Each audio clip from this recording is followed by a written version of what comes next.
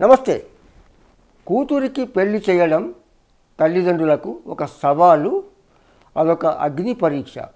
రాను రాను ఏమైందంటే కొడుక్కి పెళ్లి చేయడం కూడా తల్లిదండ్రులకు ఒక సవాలుగా మారింది. కొన్ని సందర్భాల్లో తల్లిదండ్రులు భయపడే పరిస్థితి కూడా వచ్చింది. కోడలు వచ్చిన తర్వాత కొడుకు ఎట్లా ఉంటాడో, తమ పరిస్థితి ఏమిటో, తమ భవిష్యత్తు ఏమిటో అని ఆందోళన పడే పరిస్థితి నేటి సమాజంలో ఉంది. అది వాస్తవం. అన్ని కుటుంబాల్లో కాకపోవచ్చు, కానీ ఎక్కువ కుటుంబాల్లో ఇదే పరిస్థితి మనం చూస్తున్నాము. అందుకే ఈ మధ్య నా బంధువులు ఒకరింటికి వెళ్తే వాళ్ళు చెప్పిన మాట ఏమిటంటే, మేము ఈ మధ్య మా చుట్టాలకి ఒక సలహా ఇస్తున్నామండి. మీ కొడుకు పెళ్లి చేయదలుచుకుంటే ఆ అమ్మాయి కంటే ముందు అమ్మాయి తల్లి గురించి, ఆమె యాటిట్యూడ్ గురించి తెలుసుకోమని చెప్తున్నాము. ఎందుకంటే ఆమె ఒక నెగిటివ్ స్వభావము, ఇతరుల గురించి నెగిటివ్గా కామెంట్ చేయడము, ఇటువంటి అంటే టీవీ సీరియల్లో ఉంటారు కొంతమంది విలన్ లాంటి వాళ్ళు.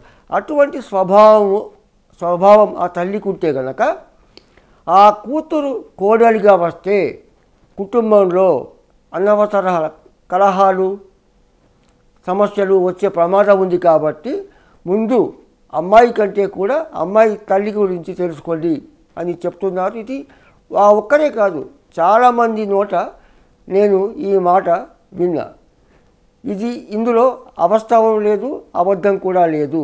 మన కళ్ళ ముందు మన బంధుమిత్రుల్లో, మనకు తెలిసిన వాళ్ళలో, ముఖ్యంగా ఒక కుటుంబంలో 2, 3, 4 కోడళ్ళు ఉంటే అందులో ఏ ఒక్కరో తన తల్లి చెప్పుడు మాటల వల్ల, ఇతర కారణాల వల్ల ప్రాబ్లమేటిక్గా తయారైతే కుటుంబం మొత్తం డిస్టర్బ్ అయిపోతుంది. చక్కగా కలిసి ఉన్న కుటుంబం ముక్కలు కావడానికి ఎవరో ఒక్క కోడలు కారణం అవుతున్న విషయం మనం గమనిస్తున్నాం. అంటే ఆడవాళ్ళని, కోడళ్ళని తప్పుపట్టడం నా ఉద్దేశం కాదు. కానీ చాలామంది కొడుకుల్ని కన్న తల్లిదండ్రుల బాధ, ఆవేదన, మనోవేదన చూసి ఈ మాట చెప్తున్నా.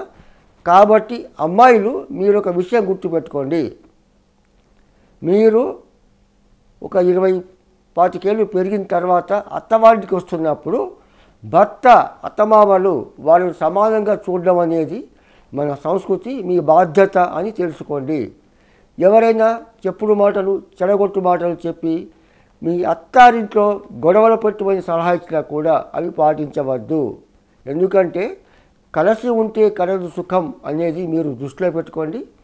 ముఖ్యంగా కొడుకుల్ని కన్న తల్లిదండ్రులు మాత్రం ఈ విషయాన్ని మీరు మర్చిపోవద్దు. అమ్మాయిని చూసే ముందు అమ్మాయి తల్లి, ఆమె గుణగణాలు, ఆమె యాటిట్యూడు, దాన్ని గమనించి పెళ్లి చేసుకోవాలని చాలామంది నాకు ఇచ్చిన సలహా. అదే మీకు ఒకసారి గుర్తు చేస్తున్నాను. మీ అందరికీ శుభమస్తు, విజయోస్తు.